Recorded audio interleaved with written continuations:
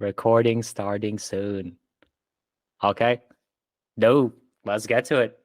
Let's do it. Let's do it. So, welcome everyone to the BBC Talks episode 1. Super excited to have the homie Dr. Lasagna or Dr. Lasagna What's up? on. Yes. So, super stoked to have you. And yeah, thanks for coming on. How are you doing today? Yeah, doing great. Thanks for having me. I'm excited to get talking all things running, physical therapy, and let's get into it. Let's get into it. Yeah, very excited to learn more about your BBC tips. It's going to be super good. And I'm very curious to learn more about your running journey and everything too. But I think before we get started, did you want to talk more about your background or how we know each other and stuff? Yeah, for sure. So yeah, my name's Daniel, just like this man right here. So I've been practicing physical therapist for about over a year now. Currently doing a residency in trying to get a specialty in orthopedics. And then now I'm a avid marathon runner. As Daniel said, a killer on the soccer field, not more like rec league. um, but yeah, the way that Daniel and I got to know each other was back in 2019 when we started this thing called physical therapy school. Yeah. So PBT. exactly. So our class had like about 60 or so people, and there happened to be 3 Daniels in our class. And even better, we all decided to be in the same friend group. Wow. So we all decided on like different nicknames for each other. So I went by D-Lo, he's D-Long, and then we had our other boy Gertie, and we just became really good friends. I think Daniel and I like really bonded over our passion for like helping people in their fitness journeys. He was more into like gymming. I was more into running. So I think that's kind of how we started to bond over the running aspect or the fitness aspect. Right. Yeah, awesome intros. Good times then. Actually, it's pretty funny. I remember we were either on a trip or we were on those couches in the cafeteria. Then I remember you were talking about developing like a running app and coaching for it. And now, fast forward 3 years later, you're kickstarting it now. So that's Yeah, super dope. Yeah. So awesome time. So glad we're able to do this podcast together since I was always very curious about your running journey. And I'm very curious about you being able to share that knowledge with everyone. So super awesome. But yeah, let's get right into it. So like how did you become so passionate about running, and were there any yeah. specific experiences that led you to that? Yeah, so I feel like I've been running a little bit my whole life because I grew up playing soccer. Yeah. So had a little bit of that running background. But I didn't really get into running until like the beginning of physical therapy school and back in 2019. I would run here and there just kind of casually, but I always hated like the feeling of after I was done with a run, I was just like, man, why am I doing this? But I think it was kind of around middle, not in 2019, going into 2020, where I started to kind of get more serious about it. Around kind of the COVID time, and then PT school, so kind of just stressful situations going on, and I felt like I needed some kind of outlet or some kind of just like stress reliever. So I had a couple friends who would run, and then so I would just go running with them. And I just really started to pick up. It was just something that I felt like I had to do. Pretty soon I was running like every other day, and I just couldn't stop. And I think being in like a stressful like school environment, you're always like focus on studying, focus on grades. But I think running is a good outlet. I'm sure you could speak to kind of gymming as well. Uh, Kind of provides this. It's just like a nice outlet to just go and just get some peace and don't worry about anything. So that's kind of how it started. Wow. The D-Lo running superhero origin story. But no, that's super dope. Yeah. I remember talking to some other people and they mentioned that too. Like during COVID, they wanted to able to go outside to be able to run since everything was shutting down. So they brought up running, and that's very awesome that you're able to turn that experience into an obstacle. Then you're like, hey, screw it, we'll just stay fit no matter the costs and no matter the obstacles. So you started running, and now you're a superhero runner. You're too OP now. Yep, There I am. there he is. But yeah, I'm curious, like, what made you want to start marathon running? Like, were you always like this competitive person, or were you just like curious about it? Yeah, so I had like a mentor who just did a lot of run, like whether it was triathlon, marathons, half marathons, and he kind of brought it up to me because I was just running pretty casually. And then I was like, yeah, why not? But I think just hearing the word like marathon or half marathon, it's very daunting because it's like 13 to 26 miles, and here I'm running 2, maybe 4 Yeah, miles at most at a time. yeah, So I think running is like something kind of like the gym. Like you love it some days and you hate it other days. It's not a consistent like this is great, this is amazing, but you really learn a lot about yourself when you're running. So I think setting that goal to run a half marathon was really helpful for me, kind of just pushing me out of my comfort zone, as well as doing it with some friends. So just being able to train together and just kind of build that team. So that's kind of what brought me into it. no, no, that's super dope.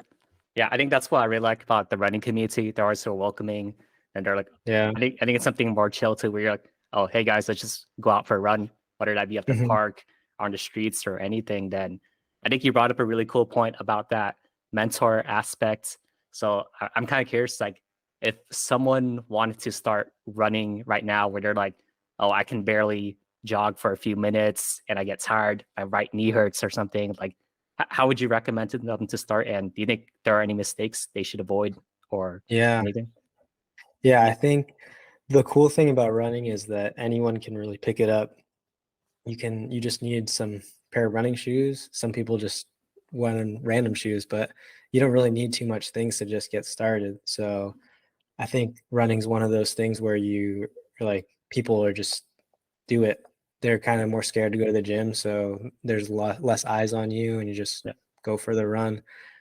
So someone starting off, I think it's really easy to fall in the trap of comparing yourself to others or comparing yourself on what you used to be. So, for example, I grew up playing soccer.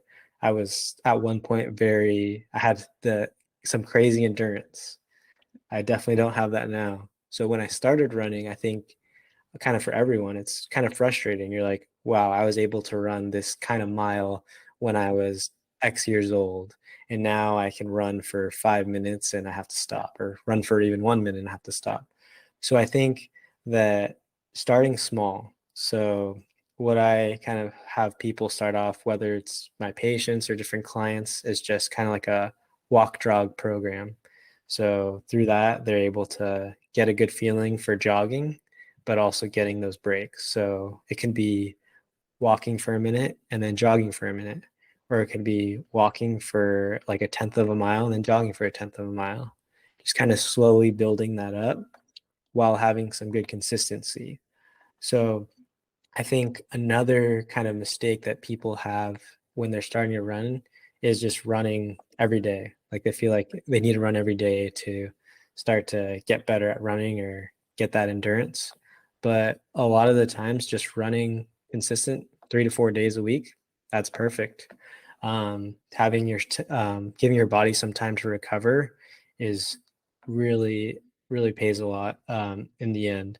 So big thing is starting small, walk jog program.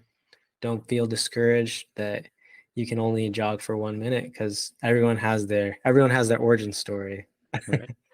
um, but going at a slow pace every other day, I think that's the best way to start. Well, well, I think those are two awesome tips. Like you said, like starting small, where I think a common thing for people to do, maybe they've been out of shape for a while, then they're like, oh, should I gotta get back in shape? So they're like, I'm gonna run as hard as I can. then after the run, they're like, fuck, my knee hurts, Yeah, like that. exactly. Or they're like, my knee, and then like they're like, all right, I can't run anymore, so I'm just gonna like not run anymore. So then I think like you said, like having that slow approach of having like a longer term one. Then the second tip too, like you said, prioritizing rest. So I think the very interesting thing was like a lot of times when I read these articles by these high level athletes or these people that are super healthy for a very long time, like they're 50, 60, and they're able to run, they're able to lift a lot. They're always emphasizing sleep and rest. Mm-hmm. So then I think the younger crowd, like 20s, 30s, maybe in 40s, they tend to underutilize that. Where I think sometimes they maybe overtrain, but they don't put enough emphasis on the resting aspect. So I think you definitely nailed it on having that slow approach, but also emphasizing rest. But that's awesome. I mean, do you have any cool tips for people to focus more on rest, or do you think they should just focus on sleep or something? Yeah, so I think having that consistent program where whether it's every other day, whether it's 3 to 4 days a week, I think that's good. So you can spend those 3 to 4 other days just kind of resting, doing some stretches, doing some whatever recovery light exercises you need to kind of nurse whatever ailments you might have or whatever weaknesses you might be finding throughout your runs. But yeah, sleep is even more important. Honestly, if you're not getting the recommended 6 to 8 hours of sleep per night, your body's not going to be able to recover. I see that a lot with a lot of my patients who are just dealing with specific injuries. Like that's the one thing that we can really control, no matter what their situation is. Getting good rest of sleep, good for recovery from just general exercise, or even when you're experiencing some kind of injury. Well, yeah, that's awesome though. I really like how you emphasize that control aspect, since I think oftentimes it can be tempting to focus on something that you can't control, or maybe they're like, oh, I don't have the best running environment. It's like winter right now, it's snowing, or maybe it's like hot somewhere, it's way too hot. I can't run outside. So I think be able to control what you can do, like running where you can run, focusing on sleep and optimizing the areas that you can control is really crucial. But I think, Yeah. yeah, so super dope. But I think going back to that coaching point, I'm very curious, like, what's your approach with, I guess, motivating your patients or running clients to progress and get better? Yeah. So, one of the other aspects that I forgot to bring up is that a lot of patients or runners, they often run too fast, too quickly. So, like brought your product point up earlier, saying like when you start running, you feel like you got to just get it all out and then you kind of give up. Right. So, starting small, but also starting slow. So, starting at a pace that you can kind of maintain, easy to moderate. So that's kind of where we start a lot of our patients or clients. So the main people that I deal with are dealing with some specific ailments. So we kind of work with them in 3 different phases. So whether it's like some kind of patellar tendinopathy, plantar fasciitis, Achilles tendonitis, those are typically the most common injuries that we see. It's phase one is just kind of unloading that tissue. Something's working too hard or something's not being as efficient that it needs to be. Once we start to unload that tissue, then we start to kind of retrain that movement. Whatever injury occurred usually is due to some kind of faulty movement, whether that's a lack of range of motion, lack of strength, some kind of deficit that is easily retrainable. And then once we get into that phase, then we can reload. So we can start to reload that tissue and then introduce that, get them back to running. Because a lot of the issues that we find is some muscles are being overworked. Some muscles aren't meant to take that impact of constant running. So we need to kind of find a balance between all these muscles, typically the quads, the calves, even the plantar fascia is just getting that excessive load. So kind of balancing as well as retraining them how to move and use their muscles efficiently. So just when we break it in these 3 easy phases, we're able to help our patients a lot, get them back to running without them having to worry about having a re-injury or having to step out of running again. Yeah, that's super awesome.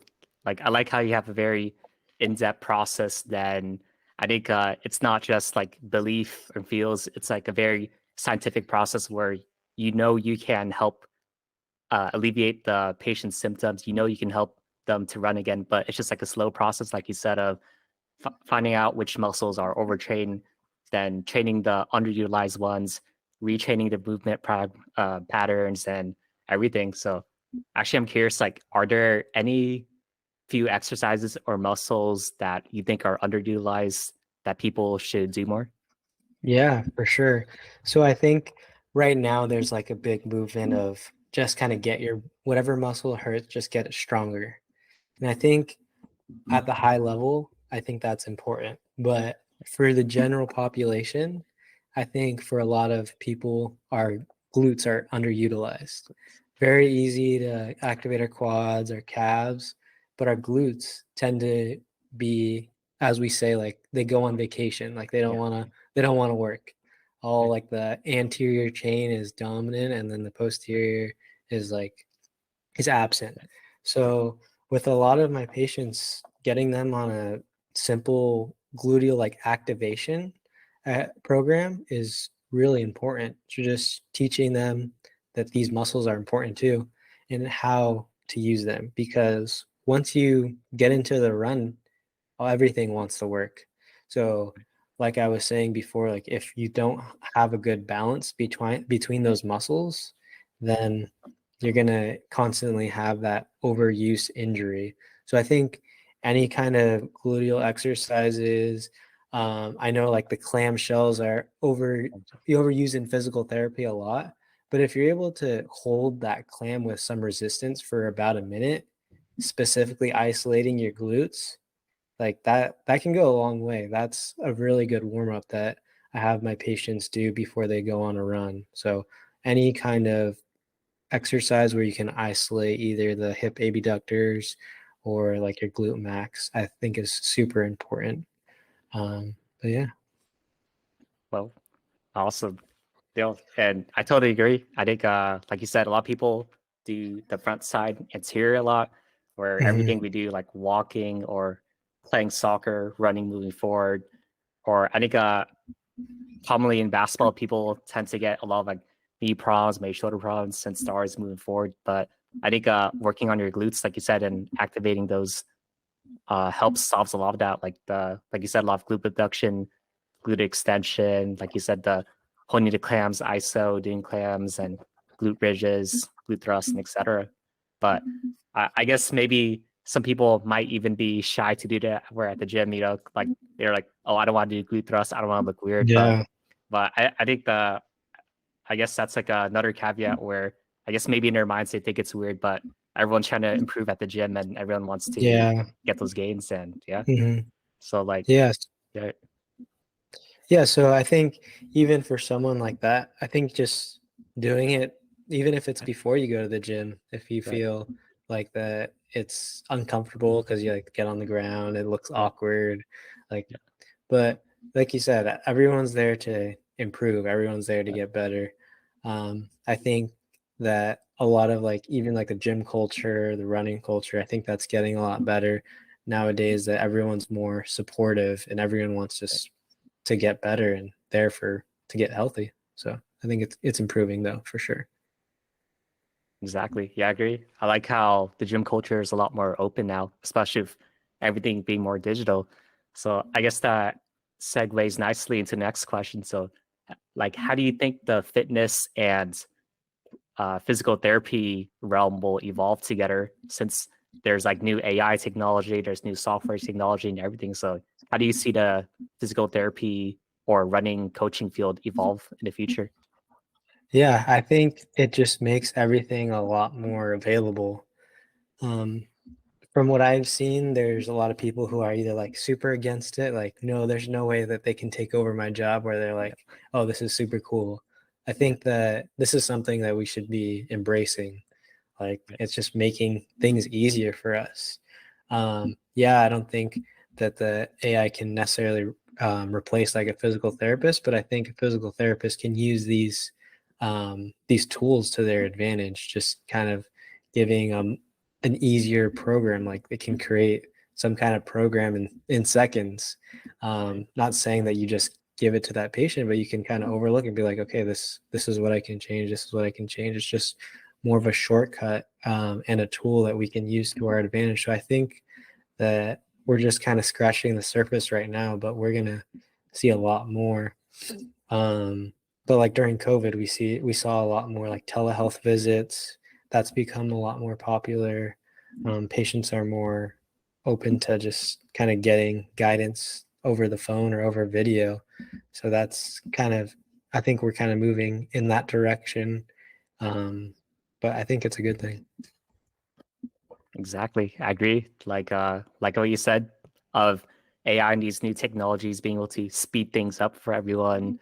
Then yeah, like you said, of them being able to create programs faster, or maybe even when before they get to the clinic, they go on the website, they have like a tailored feedback form or something like that, where it just speeds up a lot of processes. And I agree. So I guess it's kind of like the internet maybe back then for our parents, whereas like 20, 30 years ago, where they're like, I'm kind of scared of this new thing. It's gonna take over. Yeah, But yeah, but then I guess for our generation now, it's like AI, where probably in 5 to 10 years, like I think everyone's gonna be like, oh, it's just common now. But I think for now, there's exactly. that. Yeah, exactly. There's that initial phase where everyone's like, AI, it's robots gonna take over. It's like Terminator Yeah. or some shit. Take over the world. Take over the world. Yeah, but yeah, we're curious about that. Or actually, I'm kind of curious. Is there any other technology or other stuff you're interested in?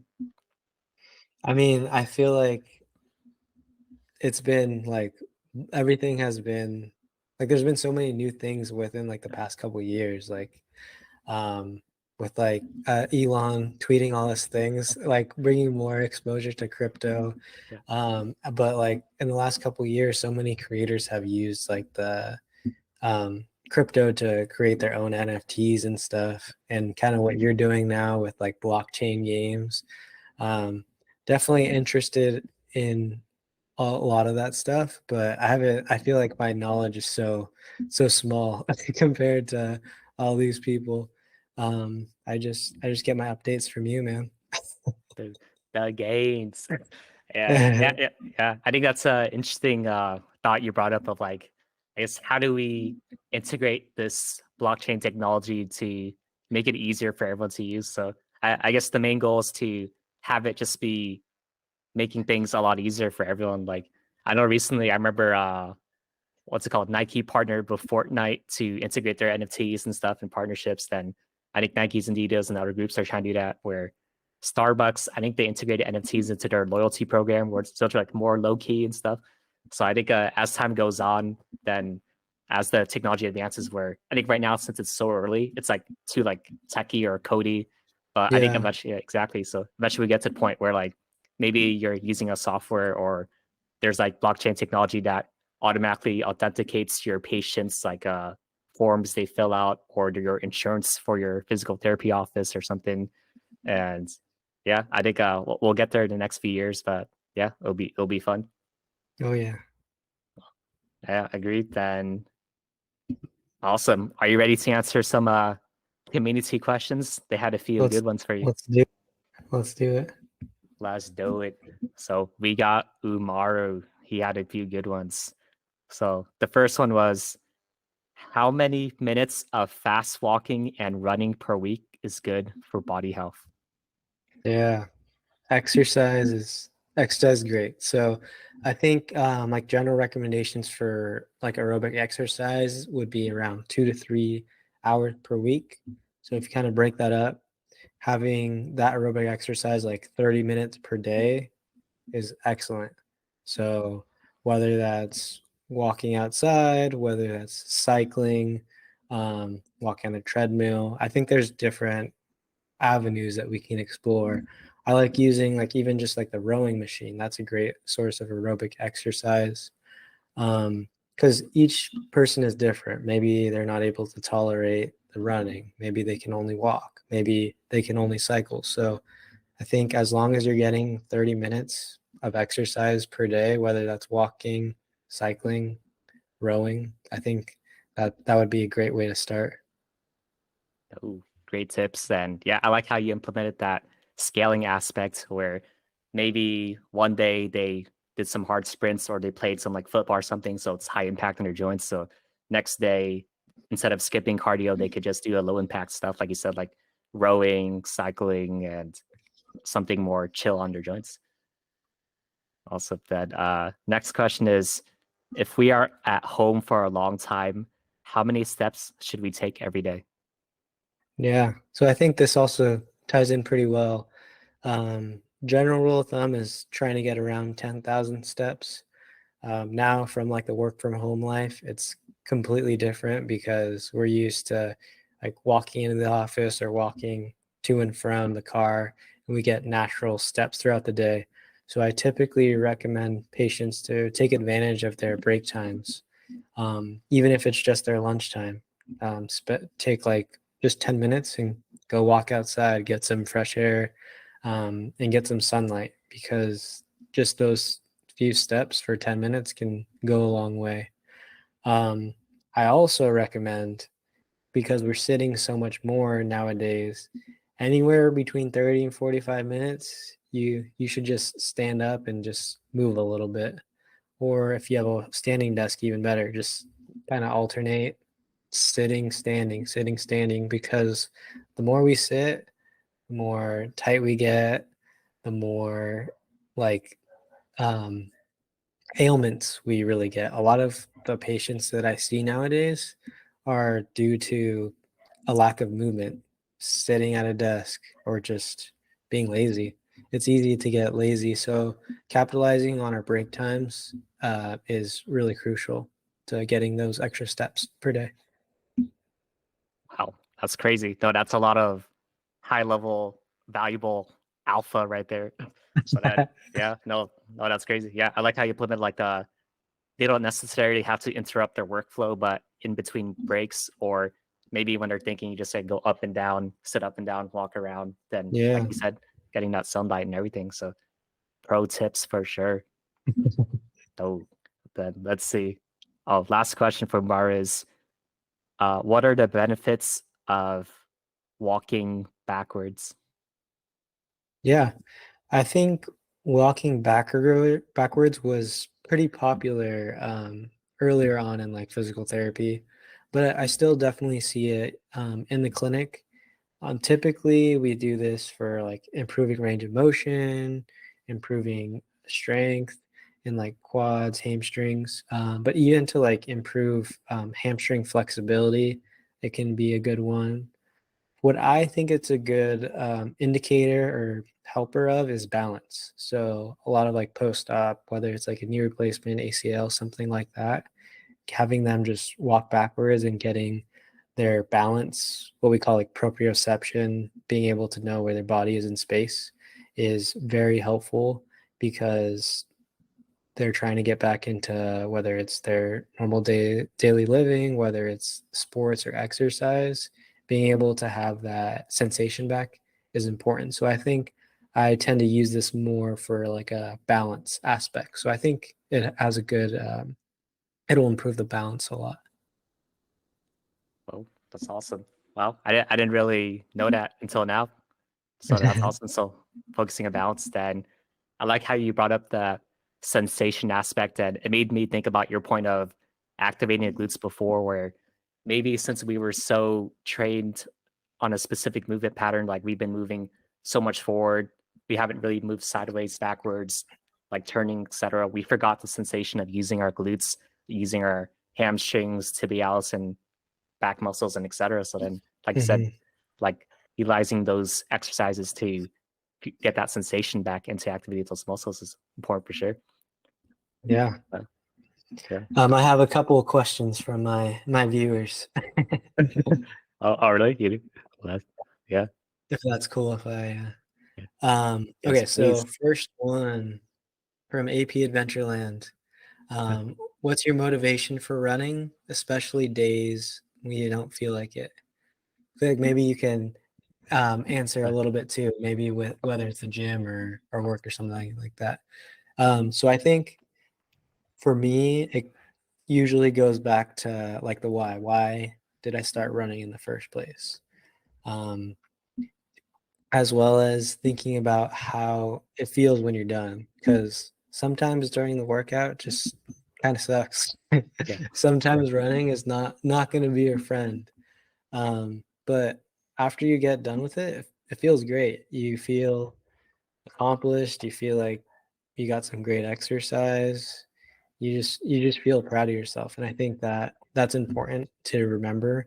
But your why is also important. So why did we get into exercise or fitness in the first place? It's to stay healthy, to keep moving, to decrease the risk of like some diseases and stuff, but also to be active. So when we a little bit more older and have kids, so we can be active with them. So I think thinking about your why as well as how you're going to feel afterwards is a good way to stay motivated on those days where you don't want to get up or you don't want to put on your shoes and go for a run. Wow, true motivation right there. Then, yeah, I agree. Like, yeah, having your a strong why, and I think that helps push you for sure. Where I think health and fitness just affects everything you do. Like when you just wake up, how you're feeling, when you go to work, how you interact with your loved ones and other stuff too. So then maybe if you want to travel and then maybe if you're not fit, you're not able to like fully immerse yourself in that experience of being able to do a lot of fun things, or maybe you want to do your favorite hobby or your favorite something like you just don't have the energy to do it. And then like you said, longer term too. So I think I find it very interesting that I think a lot of younger people maybe they tend to chase wealth, but then when you talk to the older people, they always say, "I wish I had my health back. I wish I had more time. I just want to feel Yeah. good." So then I think yeah, exactly. So then after talking to them, they're like, "Oh, okay. I think they're up to something of us, I guess, underappreciating our health and not taking enough time with it." So I guess Mm-hmm. whenever yeah, right. So when I go to the gym, I see a lot of old people. They're like going ham in the gym and like exercising. Mm-hmm. And I was like, okay, let's try to learn from their wisdom and try to do that right now and really prioritize our health so that we can do anything we want or we can be whoever we want. So that's Mm-hmm. super good. Yeah. So like on a day-to-day basis, I see people ranging from 5 to 95 years old. And they all have different presentations, but a lot of the way that they present is based on their activity level throughout their life.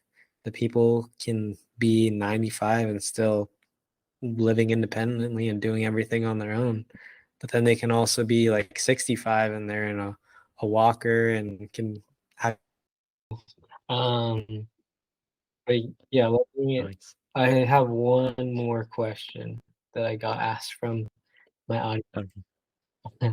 Um, Yes. What is it? so it is, how variable is cadence? Oh, this is from Nick Bruno. How variable is cadence? Is it different for everyone, or is there a universal number of steps per minute? So for those who don't know, cadence is basically how many steps you're taking within a minute, typically.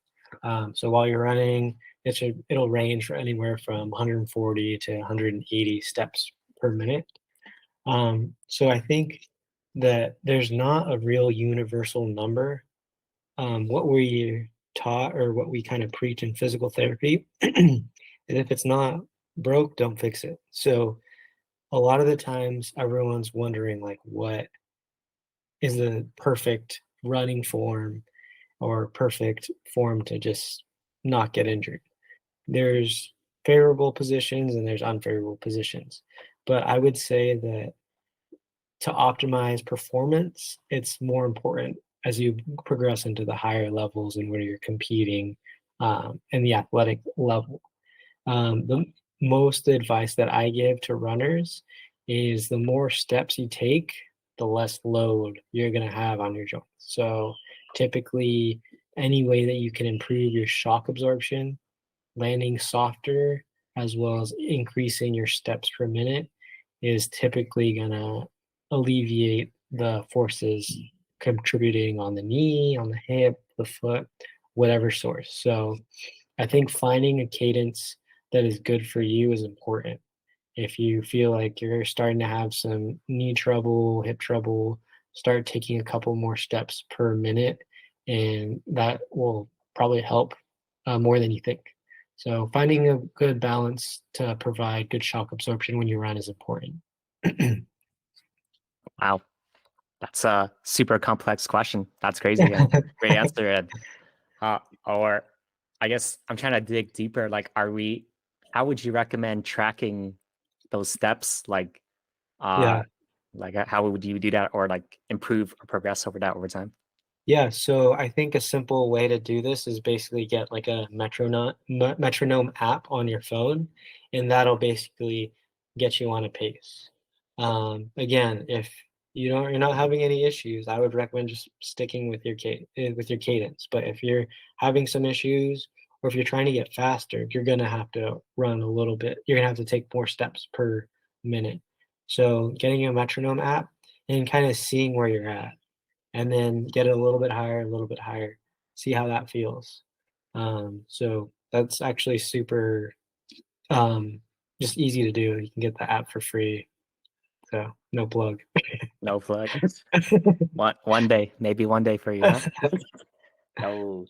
Or, I mean, oh, did you have any other questions from your community or anything? No, that was perfect. Oh, awesome. I mean, also, I'm curious, like, what made you want to start becoming active on social media or grow your brand? Yeah, so I think one, it's an excellent way to hold yourself accountable, whether it's doing your runs or whether it's like tracking your progress. So currently, I'm training for another half marathon. I'm doing in August out in San Diego.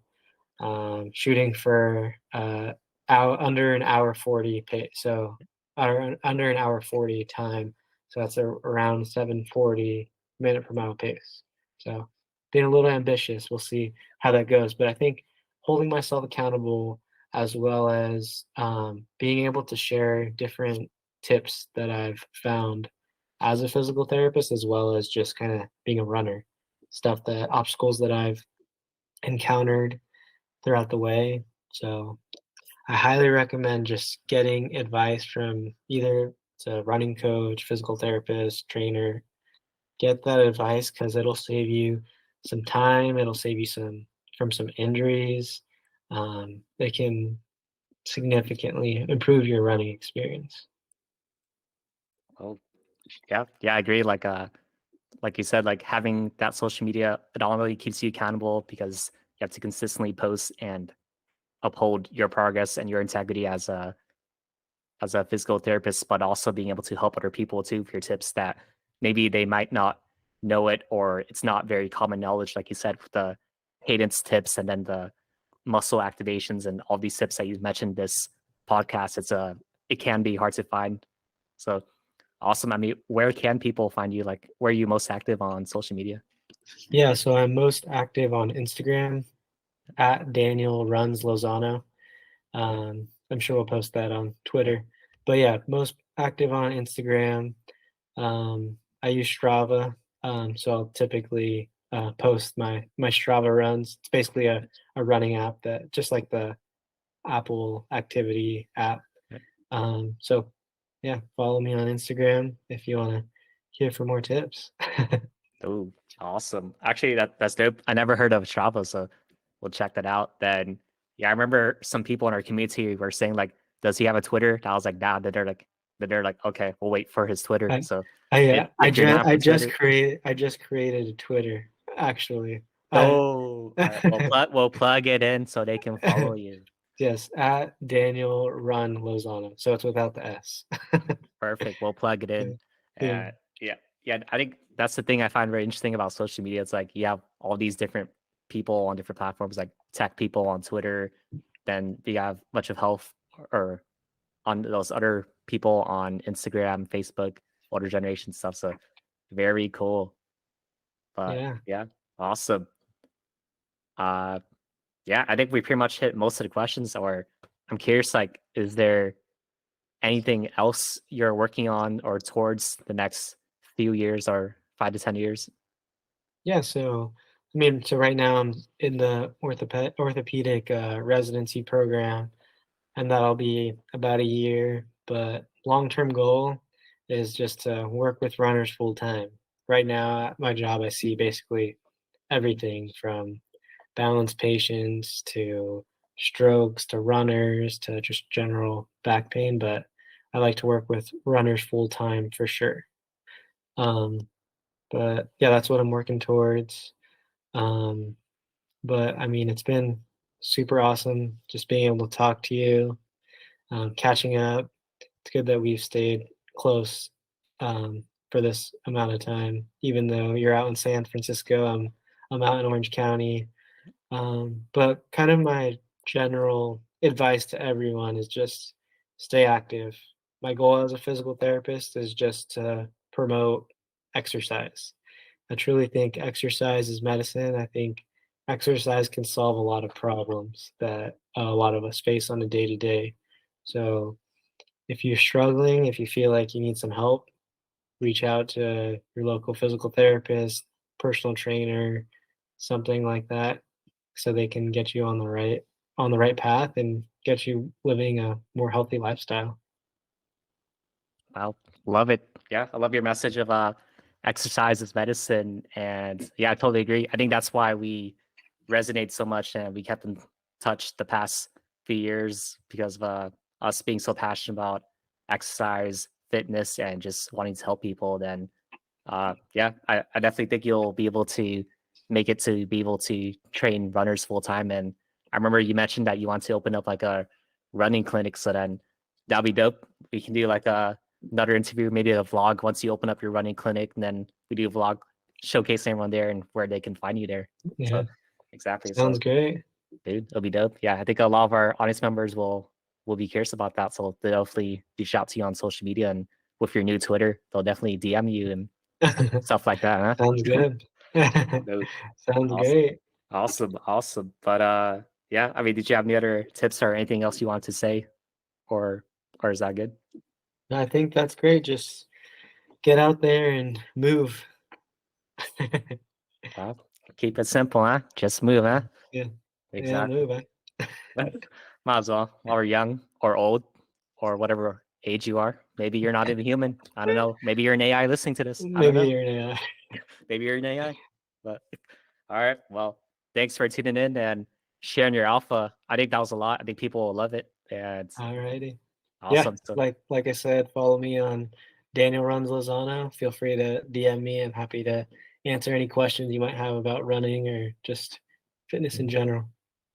that's perfect. So we'll leave all of your social medias in the Discord, Twitter, etc. Then can't wait to chat with you next time. Maybe we can do a marathon or Spartan race together, huh? Yes, definitely. We got to do one of those Spartan races. I haven't done one before. Oh, it'll be fun. I think Yeah. next one I'm going to is in November, but we can find whatever ones is in SoCal. Then I think there's Yeah. a bunch coming up. Yeah. This is your running origin story. So the running or just thanks. You recruited me to running cult. I'm down.